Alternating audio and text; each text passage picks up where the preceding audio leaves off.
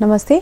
आज हम कक्षा 9वीं के हिंदी अ पाठ्यक्रम में सम्मिलित पूरक पुस्तिका कृतिका में दिया गया पाठ माटी वाली का अध्ययन करेंगे। यह पाठ विद्यासागर नौटियाल जी द्वारा लिखा गया है। वास्तव में यह कहानी है और कहानी के नाम से ही आप समझ सकते हैं कि यह माटी वाली अर्थात मिट्टी से संबंधित कहानी होगी। उसके बारे में कहा गया है पाठ में। जानते हैं पहले विद्यासागर नौटियाल जी के विषय में। समसामयिक कथा लेखक विद्यासागर नौटियाल का जन्म माली देवल गांव, जो कि टिहरी गढ़वाल जिले के अंतर्गत आता है, उत्तरांचल में हुआ और उच्च शिक्षा वाराणसी से। तो वाराणसी से इन्होंने उच्च शिक्षा प्राप्त की और टिहरी गढ़वाल के में इनका जन्म हुआ। और वहीं से संबंधित ये पाठ जो आज हम पढ़ेंगे माटी वाली, ये वही टिहरी गढ़वाल से संबंधित टिहरी बांध से संबंधित एक कहानी है जो माटी वाली के संदर्भ में कही गई है। तो पहाड़ी जीवन, विशेषकर टिहरी गढ़वाल के जीवन यथार्थ के कुशल चितेरे नौटियाल जी की कथा भाषा में मिट्टी की सौंधी गंध रची बसी है, क्योंकि इनका जीवन वहीं बीता, इनका जन्म वहीं हुआ और उस स्थान पर रहते हुए इनकी जो रचनाएं हैं उनमें भी हमें इनके क्षेत्र की महक पता चलती है, उसकी सुगंध आती है, क्योंकि हम उन रचनाओं में इनके क्षेत्र की विभिन्न समस्याओं या विभिन्न विकास कार्यों के विषय में जान सकते हैं। तो प्रमुख कृतियां हैं टिहरी की कहानियां, सुच्ची डोर कहानी संग्रह है, उलझे रिश्ते, बीम अकेली, सूरज सबका है, उत्तर बाया है, झुंड से बिछुड़ा उपन्यास है और मोहन गाता जाएगा आत्मकथ्य है। जानते हैं पाठ प्रवेश के विषय में। बच्चों, नाम से ही स्पष्ट होता है, जैसा कि मैंने पहले भी कहा, माटी वाली। माटी अर्थात मिट्टी। मिट्टी वाली कौन हो सकती है? ये महिला जिसके लिए कहा जा रहा है मिट्टी वाली। वैसे तो हम सभी मिट्टी से जुड़े हैं, क्योंकि हमारा जन्म ही कहें तो शरीर जो है मिट्टी के समान है, पंच तत्वों से बना है शरीर और मिट्टी में मिल जाना है।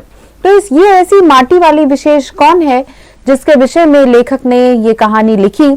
जानते हैं। इस कहानी में विद्यासागर नौटियाल ने विस्थापन की समस्या को, विस्थापन क्या होता है बच्चों? एक स्थान से दूसरे स्थान पर जाकर रहना। वो किस कारण से हो सकता है, चाहे वहां पर उस किसी गांव में विकास कार्य हो रहा है और वहां पर बांध बनाया जा रहा है, जैसा कि इस पाठ में बताया गया है, वो भी एक विस्थापन की समस्या है कि जो लोग वहां रह रहे हैं उन्हें उस स्थान को छोड़कर दूसरी जगह जाकर रहना पड़ेगा।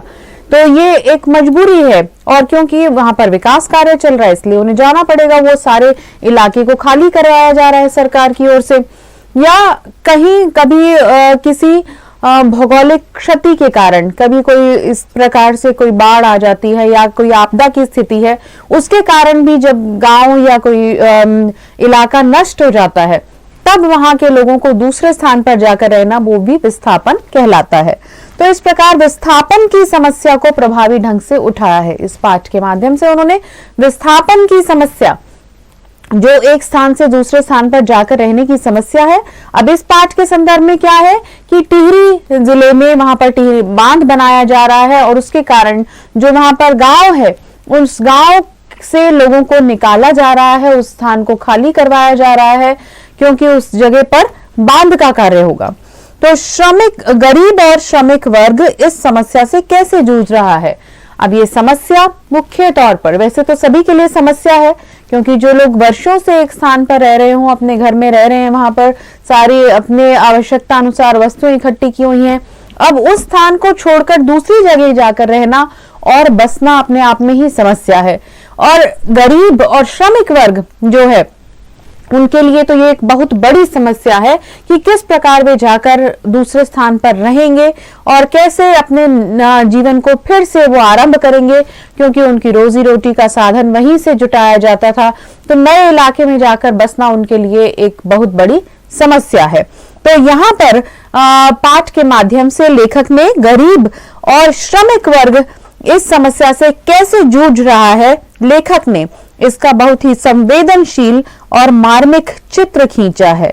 यहाँ पर कहते हैं कि एक चित्र खींचा है, अर्थात ऐसा कहानी को पढ़ते समय हमें ऐसा लगता है कि हमारे मन मस्तिष्क में एक चित्र उभर कर आ रहा है कि वो गरीब लोग हैं और किस प्रकार विस्थापन की समस्या से वो किन संकटों का सामना कर रहे हैं और कैसे अपने जीवन को यापन करेंगे। इन सभी बातों को हम इस पाठ के माध्यम से जानेंगे। आप चित्र में देख रहे हैं एक माटी वाली महिला को दिखाया गया है जो माटी वहां से ले रही है।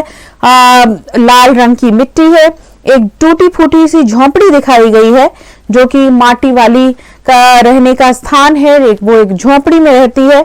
और एक और चित्र में आप देख रहे हैं टिहरी बांध का चित्र है कि वहां पर बांध बनाया जा रहा है, तो उसको कैसे बनाया जा रहा है और उसके लिए क्या क्या कार्य किए जा रहे हैं, ये सब चित्र आप देख सकते हैं।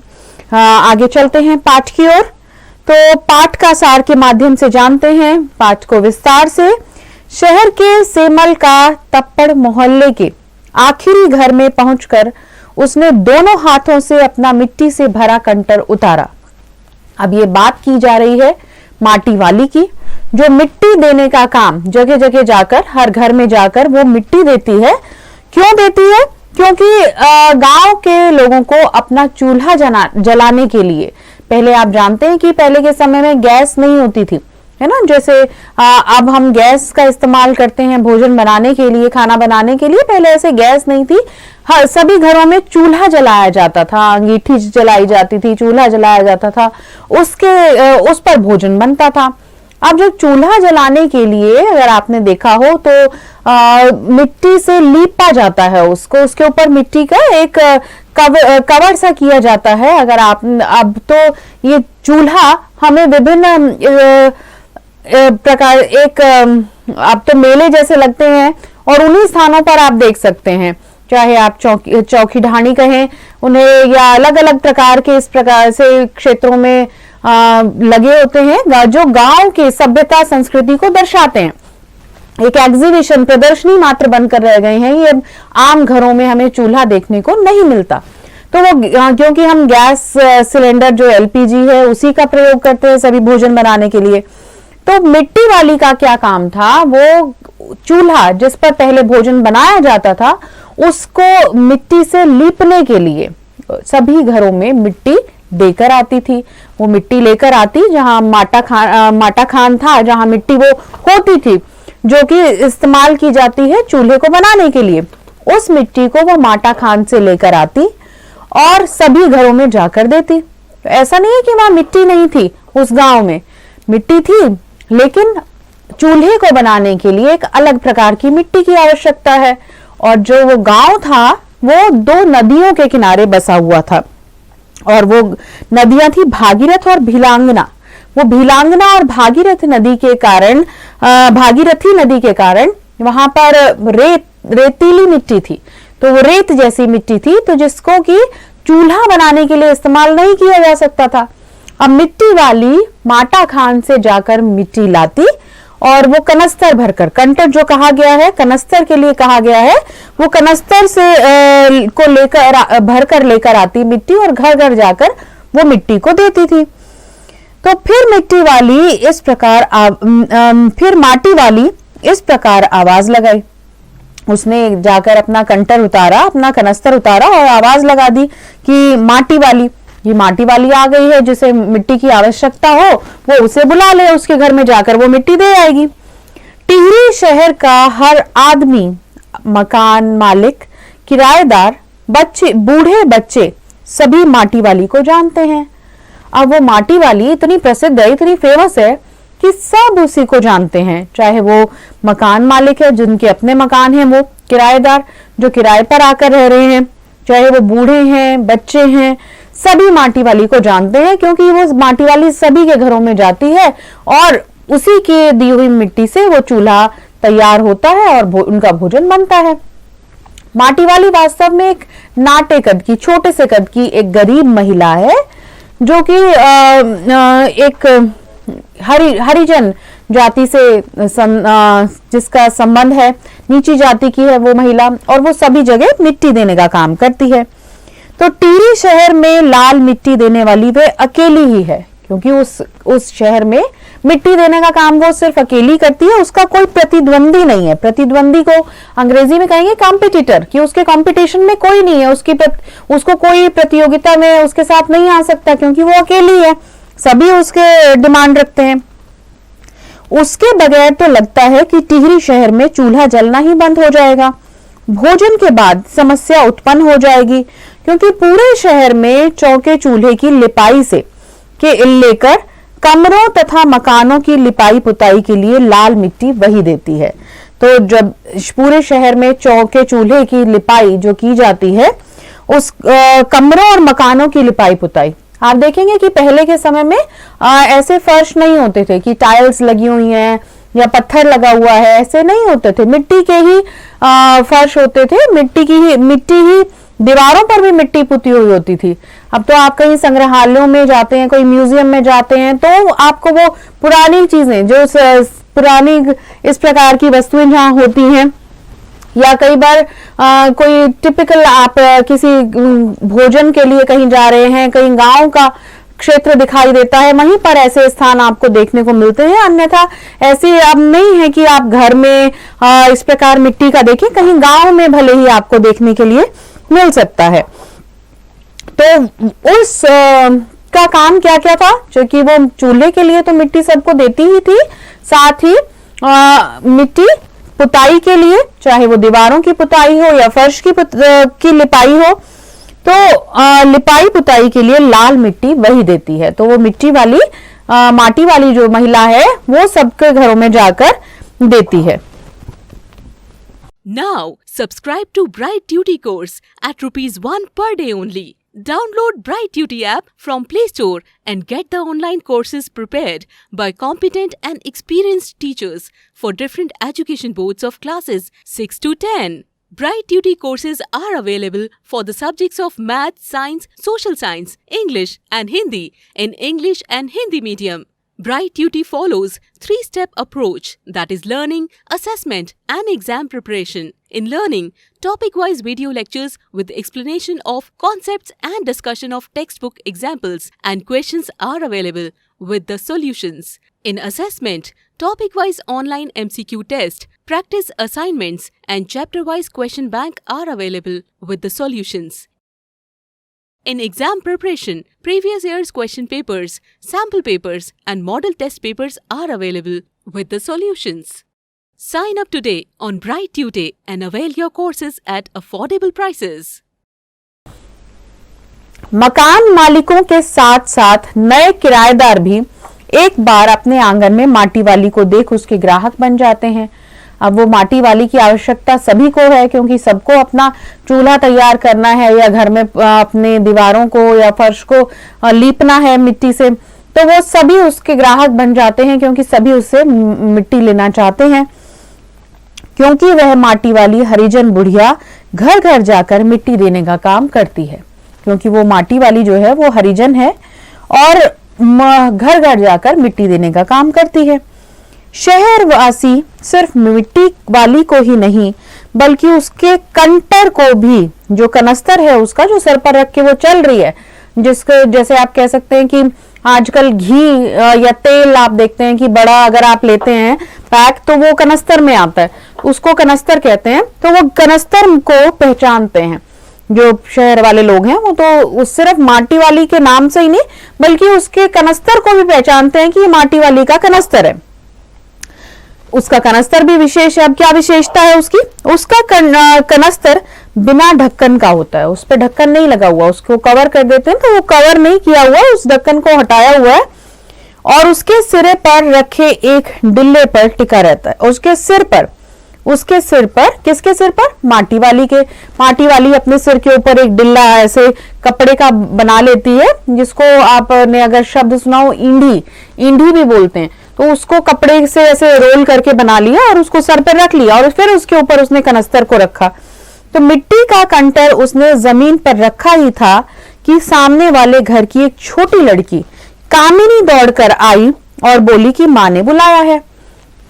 जैसे ही उसने जाके मिट्टी का कनस्तर रखा जमीन पर अपने सर पे से उतार के, तो एक बच्ची आई उसको बुलाने के लिए, कामिनी, और उसने कहा कि तुम्हें माँ ने बुलाया है। अब वो जाती है वहां पर, मालकिन के कहने पर माटी वाली ने माटी घर के कोने में उड़ेल दी। अब कामिनी की जो माँ थी उन्होंने उसे कहा कि इस मिट्टी को किनारे पर डाल दो, और उसने घर के कोने में मिट्टी उड़ेल दी। मालकिन ने उससे कहा कि तुम बड़ी भाग्यवान हो, चाय के टाइम पर आई हो। वो मालकिन ने मिट्टी ले ली और माटी वाली को कहा कि तुम बड़ी भाग्यवान हो, तुम तो चाय के टाइम पर आए हो, क्योंकि चाय बनी हुई है और तुम चाय पी सकती हो इसलिए। मकान मालकिन ने उसे 2 रोटी लाकर दी और चाय लेने रसोई में चली गई। तो उन्होंने 2 रोटी लाकर दे दी माटी वाली को, और साथ ही चाय उसको वो देना चाहती थी, और चाय लेने के लिए वो रसोई में चली गई। जब तक मालकिन चाय लेकर आई तब तक माटी वाली ने 1 रोटी डिल्ले में अपने बुढ़े के लिए छुपा ली। तो जो वो डिल्ला था, कपड़े का उसने बनाया हुआ था, जिसको वो कनस्तर और सिर के ऊपर रख के कनस्तर उसके ऊपर रखती थी, तो उस कपड़े में उसने उस रोटी को छिपा लिया। अब क्यों छिपाई उसने वो रोटी? क्योंकि वो अपने पति के लिए, जो उसका बूढ़ा पति था, उसके लिए वो रोटी लेकर जाना चाहती थी। उस रोटी को उसने छिपा लिया क्योंकि वो दिखाना नहीं चाहती थी कि मैं बूढ़े अपने पति के लिए लेकर जा रही हूँ। इसलिए जब मालकिन अंदर गई उस समय उसने 1 रोटी को छिपा लिया और अपने मुंह को ऐसे ही चलाने लग गई कि जैसे तो वो रोटी खा रही है, और रोटी एक उसने खाकर खत्म कर दी, दूसरी रोटी उसके हाथ में थी, जो 2 रोटी क्योंकि मालकिन ने दी थी। तो अपने बुढ़े के लिए छुपा ली और झूठ मूठ का मुंह चलाकर खाना खाने का दिखावा करने लगी। फिर 1 रोटी चाय के साथ खा ली। माटी वाली पीतल का गिलास देखकर मालकिन से बोली, आपने अभी तक पीतल के गिलास संभाल कर रखे हैं? आप देख रहे हैं चित्र में दिखाए गए हैं, ये पीतल के गिलास हैं, है ना, इन पर तो नक्काशी की गई है। तो इस प्रकार के गिलास होते हैं जो इसको आप ब्रास कहते हैं, ब्रास पीतल, उसके गिलास, जो कि पहले के समय में इसी प्रकार के बर्तनों का इस्तेमाल किया जाता था घरों में। तो वो कह रही है कि ये पुराने, आजकल का समय तो सब स्टील के बर्तन इस्तेमाल करते हैं या कांच के बर्तन इस्तेमाल करते हैं, और आप ये पीतल के बर्तन इस्तेमाल कर रही हो। तो माटी वाली पीतल का गिलास देखकर मालकिन से बोली, आपने अभी तक पीतल के गिलास संभाल कर रखे हैं? इस पर मालकिन ने कहा कि ये बर्तन पुरखों की गाढ़ी कमाई से खरीदे गए हैं, कि ये जो बर्तन है ये पुरखों की गाढ़ी कमाई, गाढ़ी कमाई होता है मेहनत की कमाई, तो ये उस मेहनत की कमाई से खरीदे गए हैं। पुरखों मतलब जो हमारे पूर्वज हैं, उनकी मेहनत की कमाई से ये खरीदे गए हैं, और आज यदि हम इन बर्तनों को बेचते हैं तो हम औने पौने दामों में, यानी बिल्कुल ना के बराबर इसका पैसा हमें मिलेगा, जो लोग इनको खरीद कर ले जाएंगे। लेकिन हम असलियत में इन्हें बाजार में खरीदने जाएं तो ये बहुत महंगे मिलते हैं। तो इस प्रकार वो नहीं चाहती, वो मालकिन नहीं चाहती कि पुरखों की जो संपत्ति है उसको बेकार किया जाए, इसलिए उन्हें हराम के भाव बेच देने को मेरा मन नहीं करता। वो कहती है कि हराम के भाव, यानी कि जिसका जो कीमत है वो उन्हें नहीं मिल रही, तो बेकार में ऐसे औने पौने दामों में कि ना के बराबर जो कीमत उसकी मिल रही है उसमें वो नहीं बेचना चाहती। आज इन चीजों की कीमत नहीं रह गई, कि आज जो पुरानी इस प्रकार की वस्तुएं हैं उनकी कीमत नहीं रह गई। और बाजार में पीतल के दाम पूछो तो दिमाग चकराने लगता है, कि अगर हम बाजार में जाकर पीतल की कीमत पूछें तो दिमाग चकरा जाएगा, क्योंकि वो बहुत महंगी होंगी। तो व्यापारी घरों से हराम के भाव ये बर्तन ले जाते हैं। अपनी चीजों का मोह बहुत बुरा होता है। अब यहाँ पर मालकिन के किस भाव के विषय में पता चलता है कि उन्हें अपनी पुरानी वस्तुओं से मोह है, और लेखक नौटियाल जी भी इस कहानी और इस कथ्य के माध्यम से ये समझाना चाहते हैं कि जो हमारी सभ्यता और संस्कृति है उसे हमें नहीं छोड़ना चाहिए। जो हमारी परंपरागत चली हुई प्राचीन वस्तुएं हैं वो धरोहर के रूप में हम संभाल कर रखें, जो पूर्वजों द्वारा हमें मिली हैं, विरासत में मिली हैं हमें, क्योंकि हमारे पूर्वज उनको इस्तेमाल करते थे। और उन वस्तुओं को आज हम यदि बेच देते हैं, कबाड़ी में बेच देते हैं या औने पौने दामों में बेच देते हैं, तो उसका क्या लाभ, जबकि वो उन्होंने इतने प्यार से, इतने स्नेह से, इतनी मेहनत से उस समय खरीदी होगी, अपनी मेहनत की कमाई से। तो उन वस्तुओं को हमें नहीं देना चाहिए, नष्ट नहीं करना चाहिए। तो इस पाठ के माध्यम से ये सीख भी लेखक हमें देना चाहते हैं। फिर आगे बताते हैं, व्यापारी घरों में हराम के भाव ये बर्तन ले जाते हैं, कि घरों में आते हैं व्यापारी और हराम के भाव, बिल्कुल मिट्टी के मोल इन बर्तनों को ले जाते हैं। अपनी चीजों का मोह बहुत बुरा होता है। कहती हैं जो मेरी वस्तुएं हैं उनका मोह है, मुझे उनसे प्यार है और ये बहुत बुरा है। और साथ ही वो ये भी कहती हैं कि अब इस स्थान को यदि छोड़ना पड़ेगा तो कितना मुश्किल हो जाएगा। मैं यह सोचकर पागल हो जाती हूँ कि इस उम्र में इस शहर को छोड़कर हम कहाँ जाएंगे, क्योंकि वो विस्थापन की समस्या है, उन्हें उस जगह को छोड़ना है, सरकार द्वारा ऐसा कहा जा चुका है। तो मालकिन चिंतित हैं कि इस उम्र में इस शहर को छोड़कर हम कहाँ जाएंगे, कहाँ जाकर रहेंगे। तो फिर माटी वाली कहती है कि ठकुराइन जी, जमीन जायदादों वाले तो कहीं भी रह लेंगे, परंतु मेरा क्या होगा, मेरी तरफ तो देखने वाला कोई भी नहीं है। वो कहती है कि जिनके पास जमीन जायदाद है वो तो रह लेंगे, परंतु मेरा क्या होगा, क्योंकि मेरे पास तो कुछ भी रहने के लिए नहीं है, मेरे पास तो जमीन जायदाद भी नहीं है। भाई जिनके पास जमीन है उसके बदले उनको सरकार जमीन दे देगी या कहीं मुआवजा दे देगी, मेरे पास तो कुछ भी नहीं है। तो इससे पहले भी माटी वाली को जब वो चाय देती हैं तब वो कहती हैं कि ये बासी साग नहीं है, तुम इससे चाय के साथ अपनी रोटी खा लो। तो वो माटी वाली कहती है कि चाय तो बहुत अच्छा साग होता है, कि चाय भी जो है वो एक साग के समान है, चाय तो बहुत अच्छा साग होता है ठकुराइन जी, ऐसा कहती है माटी वाली। फिर वो कहती हैं कि भूख तो अपने आप में एक साग है, क्योंकि जब भूख लगी हुई है तो हम कुछ भी खाना चाहेंगे, चाहे कुछ भी हो खाने के लिए, तो उसमें ज्यादा नखरे नहीं होते है ना। आजकल तो फिर भी बच्चे बड़े नखरे करते हैं खाने में, लेकिन भूख जब होती है और जब असहनीय हो जाती है, जब पता है कि और कुछ मिल ही नहीं सकता, कोई ऑप्शन ही नहीं है, तो क्या होता है, कोई विकल्प नहीं दिखता, तो जो है वो खाना पड़ेगा, है ना। तो यही है, वो कहती है कि भूख तो अपने आप में एक साग होता है बुढ़िया, भूख मीठी या भोजन, भूख मीठी की भोजन मीठा, कि भूख मीठी कैसे होगी, क्या भूख मीठी होती है, मीठी मतलब जिसमें हमें स्वाद आए। अगर हम भूखे हैं तो हम कुछ भी खाने के लिए तैयार हो सकते हैं। अगर हमें पता है कि और कुछ हमें नहीं मिल सकता इस समय, तो जो उपस्थित होगा, जो उपलब्ध होगा, हम उसी को खाना चाहेंगे।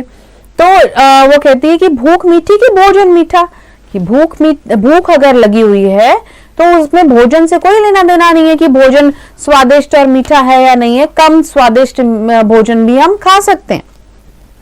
तो ये उससे पता चलता है। फिर तो इसके माध्यम से भी वो पता चलता है कि मालकिन जो है वो बहुत सुलझी हुई महिला है और वो हर चीज को बारीकी से समझती हैं। साथ ही उनकी ये बात भी पता चलती है कि वो अपनी पूर्वजों की जो कमाई है उसके प्रति कितनी सतर्क हैं, उसका कितना ध्यान रखती हैं और उस धरोहर को संभाल के रखे हुए हैं। और फिर तीसरी बात उनके बारे में पता चलती है हमें यहाँ कि वो अपने घर को छोड़कर भी नहीं जाना चाहती। वो विस्थापन की समस्या से माटी वाली तो परेशान है ही है, क्योंकि उसके पास भी कुछ नहीं है कि वो कहाँ जाएगी, उसके पास ना पैसा है, ना जमीन है, ना कहीं और जाने का कोई ठिकाना है। तो माटी वाली भी और महिला जो कि अमीर है, माटी वाली की तुलना में तो अच्छी अमीर महिला है वो, और वो उसके लिए भी समस्या है कि वो अपना घर छोड़कर कहाँ जाएगी। तो वो कहती है, माटी वाली कहती है कि ठकुराइन जी, जमीन जायदादों वाले तो कहीं भी रह लेंगे, परंतु मेरा क्या होगा, मेरी तरफ तो कोई देखने वाला भी नहीं है। कि मेरी तरफ कौन देखेगा, कौन मेरा सहारा बनेगा, कोई भी नहीं है। Now, subscribe to Bright Duty course at ₹1 per day only. Download Bright Duty app from Play Store and get the online courses prepared by competent and experienced teachers for different education boards of classes 6 to 10. Bright Duty courses are available for the subjects of Math, Science, Social Science, English and Hindi in English and Hindi medium.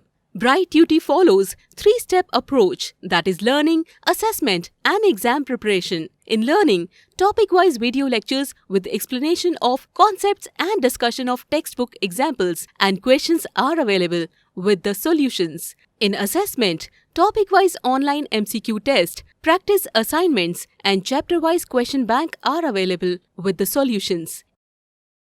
In exam preparation, previous year's question papers, sample papers and model test papers are available with the solutions. Sign up today on Bright Tutor and avail your courses at affordable prices.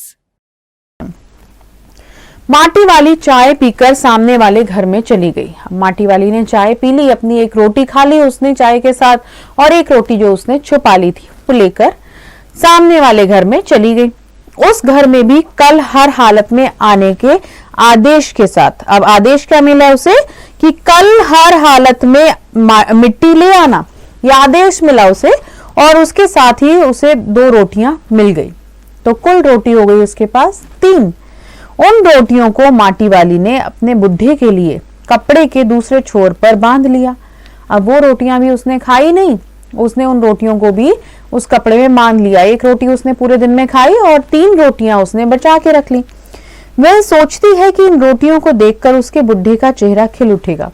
अब यहाँ पर माटी वाली के स्नेह भरे व्यवहार का पता चलता है कि वो अपनी पति के लिए कितनी सोच रखती है और चिंतित भी है कि वो बूढ़ा पति है उसका जो घर में है, उसके लिए वो ये रोटियां लेकर जाएगी। और फिर साथ ही सोच रही है कि वो उसका चेहरा खिल उठेगा क्योंकि वो रोटी मिल जाएगी उसे। अभी घर तक जाने में उसे 1 घंटा लगेगा, इतना लंबा उसका रास्ता है। वो शहर से वापस अपने गांव जाएगी तो चाहे वो जितना भी तेज चले, जल्दी चले, वो कहती है कि 1 घंटा तो मुझे लग ही जाएगा। माटा खान से मिट्टी लाने में पूरा दिन लग जाता है कि माटा खान से जब वो मिट्टी लेकर आती है, घरों में देती है, उसे पूरा दिन लग जाता है इसी काम में। आज वह अपने बुढ़े को रूखी रोटी नहीं देगी। अब वो बाकी सोच ही रही है, मन ही मन कल्पना कर रही है और अपने आप से बात कर रही है कि आज वो अपने बुढ़े को रूखी रोटी नहीं देगी। आज तो उसको 3 रोटियां भी मिल गई हैं और उसकी थोड़ी कमाई भी हो गई है, तो उन पैसों से वो प्याज खरीदेगी, 1 पाव प्याज खरीदेगी, ऐसा वो सोच रही है। तो इन्हीं सब बातों में उलझी हुई है ना। पहले वह प्याज को कूटकर तल देगी, फिर रोटी दिखाएगी। कि तो पहले वो प्याज खरीदेगी और उस प्याज को तलेगी और फिर उसको वो सब्जी की तरह से बनाकर फिर अपने बूढ़े को रोटी खाने के लिए देगी। सब्जी और 2 रोटियां अपने बूढ़े को परोस देगी। वह 1 ही रोटी खा पाएगा, हद से हद 1.5। कि वो कहती है कि वो सारी कल्पना कर रही है, सोच रही है अपने मन में कि कितनी रोटी वो खा लेगा। अपने आप से बात कर रही है कि कितनी रोटी खा लेगा। मैं तो 2 रोटी उसको दे दूंगी तल के, प्याज की सब्जी के साथ बना के, प्याज तल के, और 2 रोटी दे दूंगी, लेकिन वो कितनी खा पाएगा? 1.5 खा पाएगा, क्योंकि अब उसका हाजमा उतना रही ना, है ना। उसको वो बची हुई 1.5 रोटी से वह अपना काम चला लेगी। तो जो 1.5 रोटी बच जाएगी वो माटी वाली खा लेगी। इस प्रकार हिसाब लगाती हुई वह घर पहुंची। तो इस प्रकार वो हिसाब लगाती हुई अपने घर पहुंच जाती है। अब घर पहुंचने पर माटी वाली जब घर पहुंचती थी तो उसका बूढ़ा पति उसे देखकर कुछ बोलने का प्रयास करता था या उसकी ओर देखता था इस तरह से कि अब उसको भोजन देगी वो, क्योंकि वो भी घर में भूखा अकेला पड़ा हुआ है। तो माटी वाली के पैरों की आहट सुनकर उसका बुढ़ा चौंका नहीं। जो वो चौंक जाता था उसकी आवाज सुनकर, कि उसको आभास हो जाता था कि वो आ गई है वापस, तो उसकी कोई प्रतिक्रिया नहीं हुई। उसने अपनी नजरें उसकी ओर नहीं घुमाई, उसने नजरें नहीं घुमाई, उठकर देखा ही नहीं, नजरें घुमाकर भी नहीं देखा कि कौन आया है। अब माटी वाली घबरा गई क्योंकि उसके पति ने उसकी ओर ना देखा, ना कुछ चौंका, वो कुछ भी नहीं कहा। घबराई हुई माटी वाली ने उसे छू कर देखा। अब माटी वाली जो घबरा गई थी इस बात से, उसने उसे छू कर देखा, टच करा, तो उसका शरीर एकदम ठंडा था। तो इसका मतलब क्या हुआ बच्चों कि वो उसकी मृत्यु हो गई थी। वह अपनी माटी छोड़कर जा चुका था। वह अपनी माटी छोड़कर जा चुका था, अर्थात केवल देह रह गई थी, उसका शरीर रह गया था, नश्वर शरीर रह गया था और उसमें से प्राण जो थे वो जा चुके थे, उसकी मृत्यु हो गई थी। अब इन सब बातों से बुढ़िया परेशान हो गई कि उसको फिर वो रोटी की भी आवश्यकता उसके बूढ़े को नहीं है, ये भी कहा गया पाठ में, क्योंकि उसकी मृत्यु हो चुकी थी। फिर इसके बाद का दृश्य आता है कि टिहरी बांध की 2 सुरंगों को बंद कर दिया गया। तो उन सुरंगों को बंद करने से पानी सारा अंदर शहर की तरफ पानी आने लगा। शहर में पानी भर रहा है। लोगों को सरकार की तरफ से उन्हें रहने के लिए जमीन दूसरी जगह दी जा रही है। अब सरकार काम तो कर रही है ना, विकास का कार्य किया जा रहा है, गांव को के पास में जो इलाका है वहां पर बांध बनेगा और बांध से ढेरों, हम पढ़ते हैं ना कि बांध से बहुत सारी हमारी विकास की हम विकसित हो सकते हैं, उससे बिजली बनाई जाती है, तो पानी को भी स्टोर करके इकट्ठा करके रखा जाता है, जिससे आगे फिर बाढ़ की स्थिति भी उत्पन्न नहीं होती, बारिश के समय का पानी भी इकट्ठा कर लिया जाता है।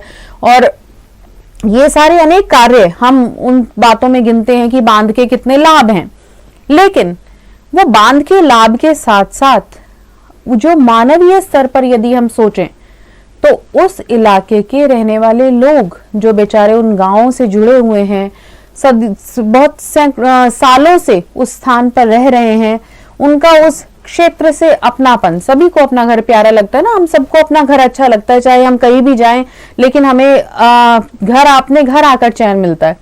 तो वो उन लोगों का क्या होगा, ये सारी बातें इस पाठ के माध्यम से लेखक हम तक पहुंचाना चाहते हैं कि वो समस्याएं हैं कि ठीक है आप विकास तो कर रहे हैं और लोगों को जमीन भी दे रहे हैं, लेकिन माटी वाली जैसे लोग जिनके पास कोई साधन ही नहीं है, ना अपनी आजीविका का साधन है, ना उसके पास, अब वो कहते हैं कि कागज लेकर आओ, जमीन के कागज लेकर आओ, तो वो कागज भी उसके पास नहीं है, तो ऐसे लोगों के लिए उनके पास कोई सहायता करने का विकल्प नहीं है। ये सारी समस्याएं किस प्रकार हल की जा सकती हैं? तो जिनके पास जमीन है, जो अपने घर में रह रहे हैं, तो बताते हैं कि सरकार की तरफ से उन्हें रहने के लिए जमीन दूसरी जगह दी जा रही है, लोग दूसरी जगह जा रहे हैं। आप देख रहे हैं बांध का चित्र दिखाया गया है, टिहरी बांध का। पुनर्वास के साहब जो पुनर्वास का काम कर रहे थे कि एक स्थान से दूसरे स्थान पर लोगों को जो शिफ्ट करना है, उसके लिए जो वहां पर लोग तैनात थे, जो साहब थे, बुढ़िया से पूछा कि कहाँ रहती हो। उन्होंने बुढ़िया से पूछा कि कहाँ रहती हो। तहसील से अपने घर का प्रमाण पत्र ले आना, कि तहसील जाकर अपने घर का प्रमाण पत्र, सर्टिफिकेट, कागज उसके जमीन के लेकर आना, तो उन कागजों को देखकर ही उसे घर मिलेगा दूसरी जगह। अब बुढ़िया क्या कहती है, मेरी जिंदगी तो घरों में मिट्टी देते गुजर गई। माटी तो उसके पास कोई, वो कहती है मेरे पास तो कोई प्रमाण पत्र ऐसा है नहीं, जमीन का कोई कागज नहीं है, मेरी सारी जिंदगी तो घरों में मिट्टी देते हुए गुजर गई। अब वो साहब पूछते हैं माटी कहाँ से लाती हो? माटा खान से, जवाब देती है बुढ़िया। तो माटा खान तेरे नाम है? वो पूछ रहे कि माटा खान क्या तुम्हारे नाम है जो तुम वहां से माटी लेकर आती हो? किस हक से लेकर आती हो? माटा खाना तो मेरी रोजी है साहब। अब माटी वाली कहती है कि वो माटा खाना जो है, माटा खान मेरी रोजी है, मेरी आजीविका का साधन है, तो हमें जमीन के कागज चाहिए, रोजी के नहीं है। वो कहते हैं कि इससे हमें कोई लेना देना नहीं है, तुम्हारे पास कागज है या नहीं है, लेकिन हमें तो जमीन के कागज चाहिए। अगर तुम्हें दूसरी जगह घर देना है, तुम्हें बसाना है, तो हमें तो उसके कागज देखने हैं। बांध बनने के बाद मैं क्या खाऊंगी? अब वो कहती है कि मेरे पास तो कोई कागज नहीं है, मेरे पास कोई जमीन नहीं है, अगर ये बांध बन गया तो जो मिट्टी जहां से मैं लेकर आती हूँ वो स्थान भी नहीं रहेगा, यहाँ के लोग भी नहीं रहेंगे जिनको मिट्टी में दे के आऊंगी, तो मैं कहाँ जाऊंगी, मैं क्या खाऊंगी? तो इस बात, वो कहते हैं कि इस बात का फैसला हम नहीं कर सकते, कि हमारा इससे कोई लेना देना नहीं है, इस बात का फैसला तो हम नहीं कर सकते, यह बात तो तुझे खुद ही तय करनी पड़ेगी, यानी कि तुझे खुद ही समझना है कि तुम इस काम को कैसे करोगी। शहर में पानी भर रहा है, कुल शमशान घाट डूब गए हैं। तो जो शमशान घाट जहां पर मुर्दों को की अंतिम क्रिया की जाती है ना, जब शरीर रह जाता है, मृत्यु हो जाती है लोगों की, तो वहां पर अंतिम क्रिया की जाती है, वो शमशान घाट कहलाता है, मरघट कहलाता है। तो वो स्थान भी डूब गया क्योंकि उस पानी बंद किया जा रहा है, तो सारा पानी भरता जा रहा है वहां पर गांव में, शहर में, तो घाट डूब गए हैं, शमशान घाट भी डूब गए, लोग घर छोड़कर जा रहे हैं। माटी वाली अपने झोंपड़े के बाहर बैठी गांव के हर आने जाने वाले से एक ही बात कहती है, गरीब आदमी का शमशान नहीं डूबना चाहिए। माटी वाली बहुत चिंतित है, बैठी है अपनी झोंपड़ी के बाहर, जो वो झोंपड़ी भी उस ठाकुर की जमीन पर बनी हुई है, वो भी उसकी अपनी नहीं थी, वो जमीन ही अपनी नहीं थी। तो उसके कागज उसके पास कहाँ से आते? हाँ, वो बैठी है बाहर क्योंकि उसके पास कोई और सहारा नहीं है, कोई और विकल्प भी नहीं है कि वो बाहर जा कहीं दूसरी जगह पर जा सके। और हर आने जाने वाले से कह रही है कि गरीब आदमी का शमशान नहीं डूबना चाहिए।